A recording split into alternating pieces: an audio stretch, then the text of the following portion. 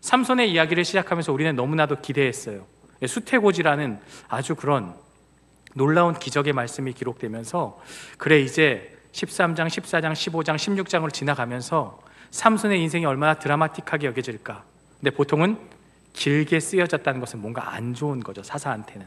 그래서 삼손의 안 좋은 면이 계속 드러나고 있는 거예요. 하나님이 아니라 내가 주인이 되는 삶을 살았죠. 표를 잠깐 보시면 삼손은 계속해서 내가 그 여자를 좋아하오니, 그리고 오늘 본문에서는 내가 블레셋을 해하려 해도, 그리고 1000명을 턱뼈로 죽이고 나서도 내가 1000명을 죽였으니, 승리했으니, 이런 식으로 내가가 항상 들어가 있어요. 이 삼손을 잘 보면 자기 중심적인 내가 주어인 인생을 살고 있던 거죠. 근데 그러다가 어떤 그런 대적도 아니에요. 목마름이라는 아주 1차적인 그런 문제 앞에서 자신의 한계를 느끼고 그제서야 하나님을 찾고 하나님으로 주어가 바뀌는 그러한 인생을 살게 되는 것이죠. 안타깝게도 삼손은 잠깐 그러하다가 또다시 그러한 반복되는 자기 중심에 살게 되죠. 오늘 우리는 이 본문의 말씀을 통해서 하나님이 주인이 되는 인생, 하나님이 주어가 되는 인생이 무엇인지를 함께 살펴보려고 합니다. 우리 먼저 1절 말씀을 함께 읽어볼까요? 얼마 후 밀 거둘 때에 삼손이 염소 새끼를 가지고 그의 아내에게로 찾아가서 이르되 방에 들어가 내 아내를 보고자 하노라 하니 장인이 들어오지 못하게 하고. 얼마간의 시간이 지났습니다. 우리는 지난 장에서 어떤 내용인지 알고 있죠. 삼손이 수수께끼를 내서 당연히 자기가 이길 줄 알고 자기만 아는 문제를 냈지만 아내를 통해서 답이 공개가 되고, 그래서 내기에서 지게 됐죠. 너무나 화가 나서 아스글론 사람들 30명을 죽이고 그 옷을 빼앗아 와서 가져라 하고 내주고, 그래도 화가 풀리지 않아서 집으로 가버렸죠. 결혼식이 다 맞춰지지 않은 시점에 집에 돌아가 버리니까 장인은 어떻게 했습니까? 이것은 결혼의 의사가 없는 것으로 알고 그 아내를 그때 함께 잔치에 있었던 남자 중에 한 명에게 주었다라고 기록하고 있어요. 이 여성은 어떤 인권이 전혀 없는, 자신의 어떤 판단이 없는 그런 안타까운 시대적인 상황을 반영하고 있어요. 그런데 이제 시간이 지났어요. 삼손이 이제 아내 생각이 나는 거죠. 가만히 이제 집에 누워 있다 보니까 자기가 한 일이 너무 부끄러운 거예요. 그래서 장미꽃을 들고 가야 되지만 당시에 최고의 대접이었던 염소 새끼 한 마리를 가지고 장인에게 가죠. 내 아내를 보러 왔습니다. 이제 결혼 생활을 이어가고자 하는 삼손의 어떤 그런 마음이 담겨 있는 것으로 보여요. 그런데 이미 그 아내는 다른 남성에게, 그 결혼식에 함께했던 블레셋의 친구 30명 중에 한 명에게 이미 결혼한 그런 상황 가운데 놓여 있는 거죠. 삼손은 매우 화가 났겠죠. 이게 도대체 무슨 짓인가? 내가 사랑하는 그 여인을 다른 남성의 아내가 되었다니라고 말하며 크게 분노했겠죠. 표현하고 있지 않지만. 그러니까 장인은 변명을 하는 거예요. 이렇게 떠나가서 네가 이제 결혼 의사가 없는 줄 알고 내 아내를 미워하는 줄 알고 다른 남성에게 주었다네 라고 말하면서 이상한 제안을 하죠. 나에게 더 예쁘고 아름다운 딸이 있다네. 그 딸을 줄 테니 결혼하게나. 저는 여기서 너무 화가 나요. 그냥 내 딸이 있으니 결혼을 하게가 아니라 더 예쁜, 더 아름다운이라는 표현에서 삼손을 자극하고 있다고 생각이 들었어요. 삼손이 아무리 예쁜 여자를 좋아해도 지금 이 순간에 어떤 사리 분별을 하지 못하고 좋다구나 하고 결혼을 하겠습니까? 지금 내가 정말 원하는, 사랑하는 그 여인, 정말 부모를 설득하며 만나려고 했던 그 여인이 지금 내 눈앞에 없기 때문에 너무나도 화가 나 있는 상황에서 장인의 이런 제안은 더 큰 화를 불러일으킨 거죠. 그래서 3절에 이렇게 얘기하고 있습니다. 삼손이 그들에게 이르되 이번은 내가 블레셋 사람들을 해할지라도 그들에게 대하여 내게 허물이 없을 것이니라 하고, 이 장인에 대한 화를 이제 그런 상황을 만들어버린 블레셋 사람들로 확장하고 있어요. 내가 이번에 화를 낼 건데, 내가 이번에 그들을 해칠 건데 이것에 있어서 나에게는 책임이 없다. 당신들이 나를 그렇게 만들었다. 나는 정당하게 지금 폭력을 행사할 것이다 라고 선전포고하고 있는 것이죠. 그래서 삼손이 취한 방법이 무엇입니까? 여우 300마리를 잡아와요. 번역에 따라서는 자칼이라고도 하는데, 이 300마리를 2마리씩 이제 꼬리를 묶어서 이제 회를 달고 불을 붙이는 거죠. 여러분 한번 상상해 보세요. 이게 도대체 무슨 일입니까? 여우 꼬리에다가 불을 붙였으니 그 여우가 가만히 있겠습니까? 불에 타서 이리저리 난리를 치겠죠. 심지어 꼬리가 묶여 있어서 내가 가고 싶은 방향을 갈 수도 없어요. 서로 막 달리니까 어떤 그런 엄청난 고통스러운 그런 상황이겠죠. 그런데 삼손이 지금 그 여우들을 불을 붙인 다음에 어디다 뿌렸냐? 밭에다가 뿌리는 거죠. 1절에 보면 밀을 거두는 시기였어요. 밀을 거둔다는 것은 한 해의 농사가 어떤 그런 평가되어지는 아주 중요한 시기이죠. 그런데 이미 세워진 곡식단과 아직 거두지 못한 곡식, 포도원과 감람나무까지 올리브까지 모든 것을 다 헤집으면서 다 불타버린 거예요. 삼손이 블레셋에게 강력한 데미지를 준 거죠. 그냥 단순히 전쟁을 치는 게 아니라 그들의 식량, 그들의 삶의 어떤 그런 양식을 1년치를 다 태워버린 거죠. 그러니 블레셋이 얼마나 화가 났겠습니까? 지금 삼손은 아내를 잃은 그 욕망으로 인해서 분노에 가득 차서 그 일을 하고 있어요.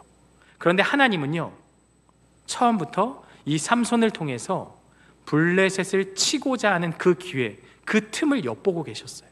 비록 삼손이 다른 목적을 가지고 그 일을 행하여도 하나님은 그 위에서 이 삼손을 통하여서 블레셋을 치고 이스라엘과 원수로 만드는 것이 하나님의 목적이었다는 것이죠. 그래서 삼손의 분노였지만 그 역시도 하나님께서 사용하고 있는 것이죠.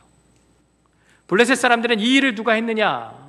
이제 수소문하기 시작합니다. 사람들은 딥나의 사이였던 삼손이 이 일을 행하였습니다라고 고하죠. 그러면서 그 이유에 대해서 말해요. 그의 장인이 딸을 다른 남자에게 주었기 때문에 삼손이 이 일을 행하였다. 자, 이들이 이걸 듣고 어떻게 판단하냐면, 삼손을 화나게 했던 그 원인을 한번 제거해 볼까? 라고 생각하면서 그 장인과 딸을 불태워 죽이죠. 이게 첫 번째 측면입니다. 삼손이 원인이 되었던 그걸 해소해 주는 거죠. 그만큼 삼손이 두려웠다는 얘기일 수도 있습니다. 그런데 아이러니하게도 이 아내는 불에 타 죽지 않기 위해서 수수께끼의 정답을 알아냈어요. 그래서 수수께끼의 정답을 알아내서 나는 살았구나 했지만 결국 그 답을 알려준 결과로 인해서 죽임을 당하게 된 것이죠. 그런데 이렇게 해석하는 것보다 두 번째 측면이 조금 더 와 닿을 수 있는데요. 삼손에게 있어서 그가 가장 아킬레스건으로 여기는 그것이 무엇인가 생각해 보는 거죠. 지금 블레셋이 식량을 잃었던 것처럼 지금 삼손에게 있어서 가장 가치 있는 것은 무엇인가? 그게 바로 아내였던 거죠. 가족이었던 거죠. 그 아내를 불태워 죽임으로써 삼손을 자극하는 것이다. 이런 두 가지 측면이 있다고 우리가 볼 수가 있습니다. 불로 태웠던 그것을 불로 갚는, 그러나 이것은 전쟁의 서막에 불과해요. 이제 계속해서 삼손과 블레셋은 왔다 갔다 계속 치고받고 싸움을 하게 되는데요, 이제 갈등이 수수께끼로 시작되어서 이제 블레셋과의 전쟁으로 퍼져나가게 되는 것이죠. 역시 삼손은 이러한 상황 가운데서 가만히 있지 않습니다.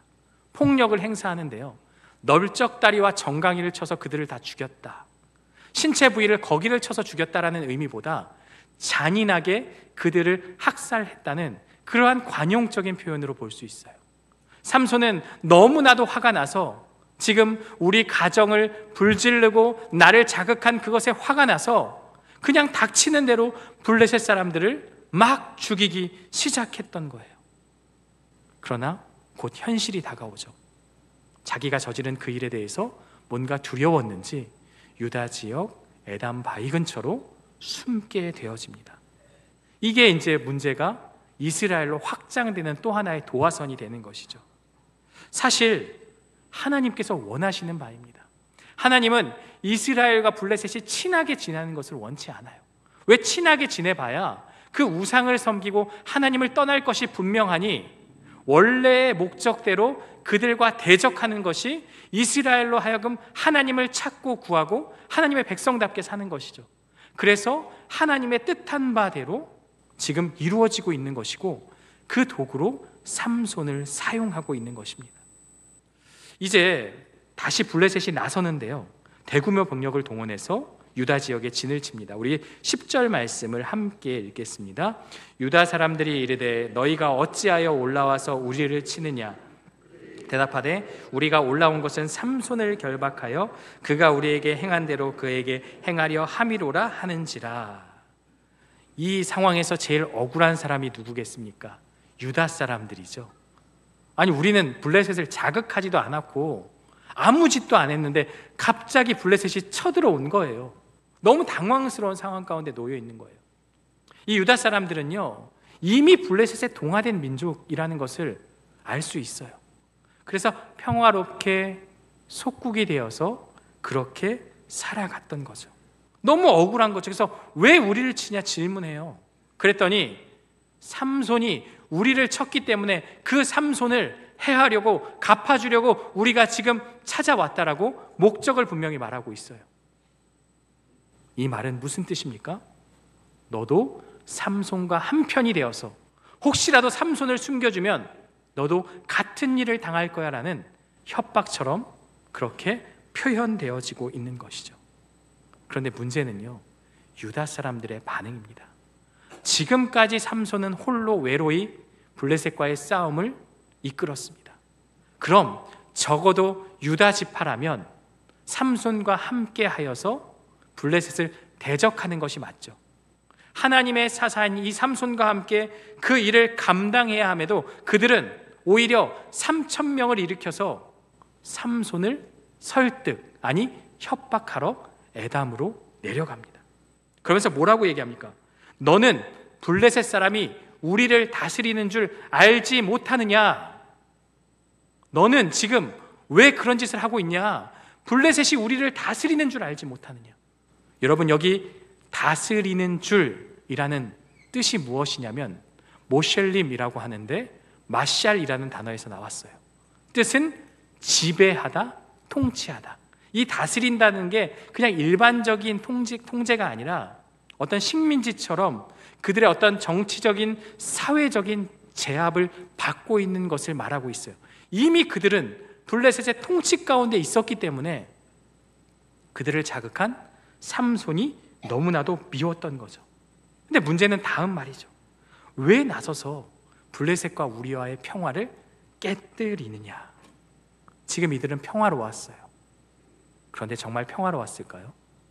거짓된 평화죠.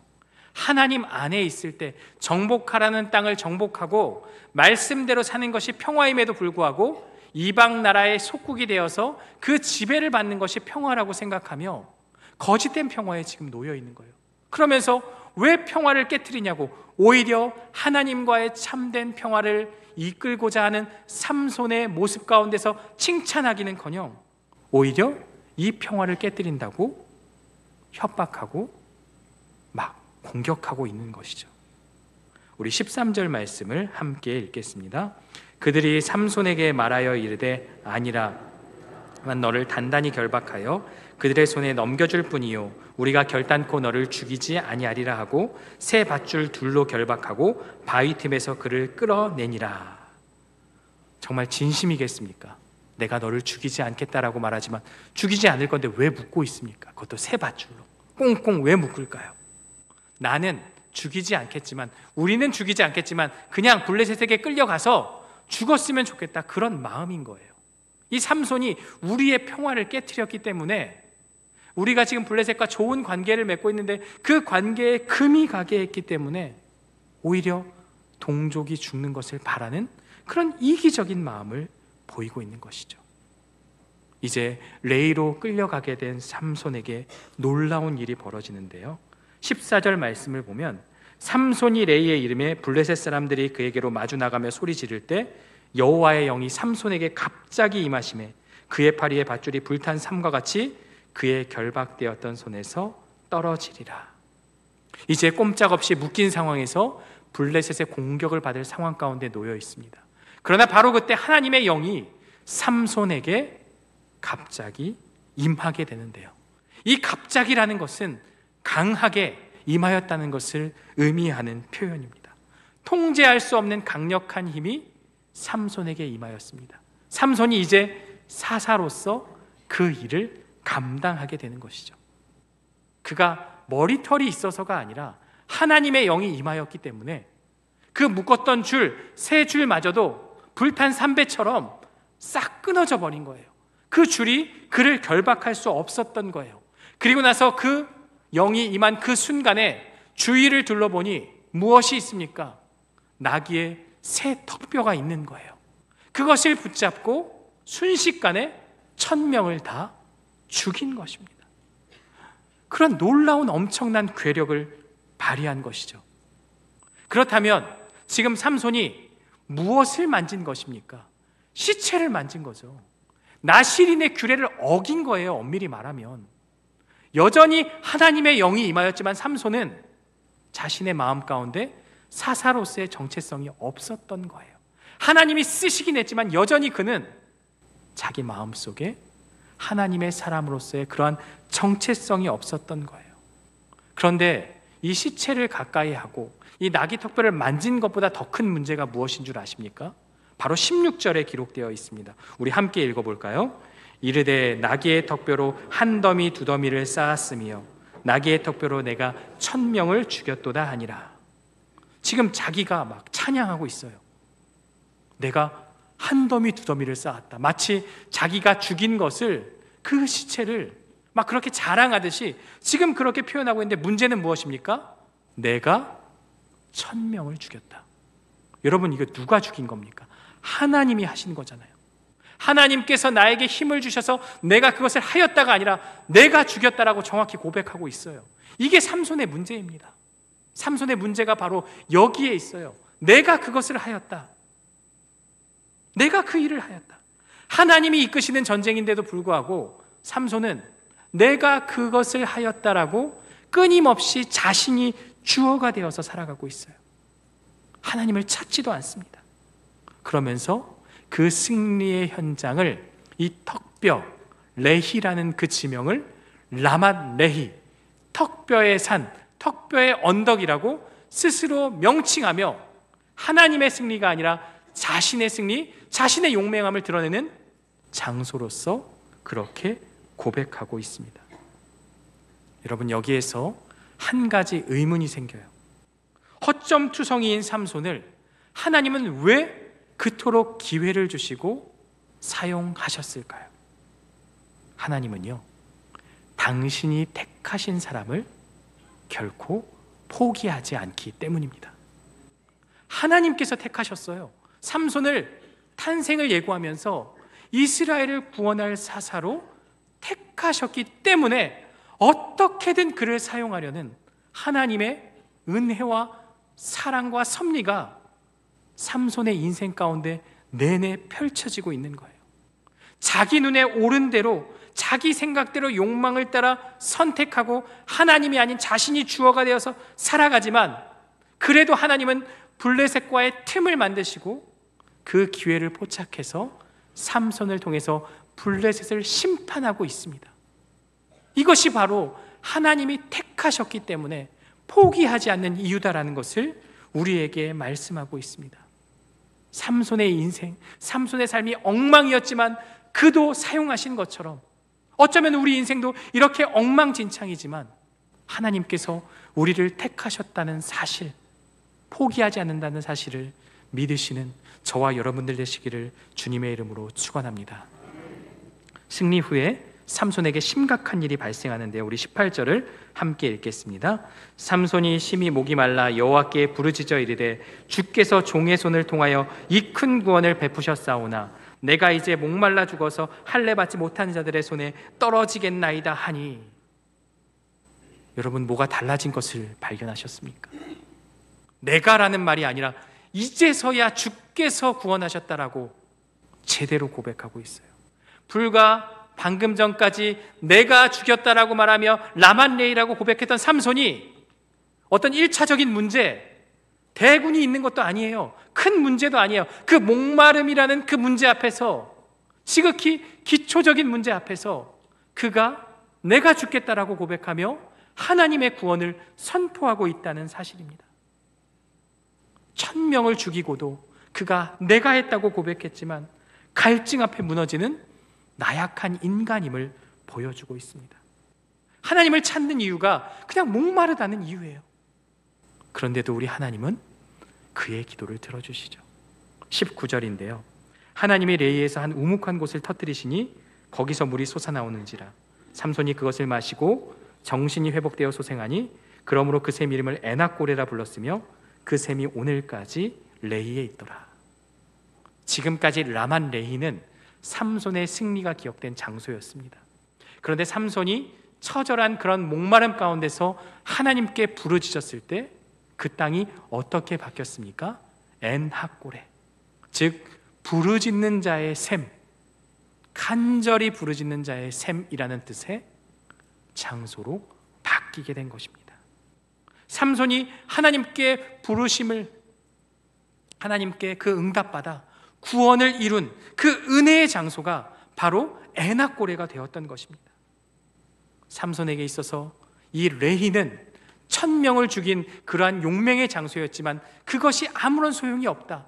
나는 이 작은 목마름 앞에서 무너질 수밖에 없는 존재임을 깨닫고 하나님을 주어로 하나님께 구원이 있음을 고백함을 통해서 그의 인생 가운데 짧은 순간이지만 하나님에 대한 진실된 고백을 하며 사사로서의 바른 모습을 보이고 있습니다.